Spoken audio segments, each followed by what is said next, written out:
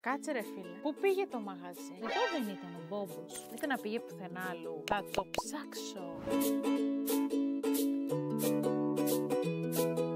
Χρήστο, τι έγινε με τον Μπόμπο ρε εσύ? Γεια σου, καλημέρα. Τι να γίνει με τον Μπόμπο, μετακομίσαμε Αμπελοκήπο 54.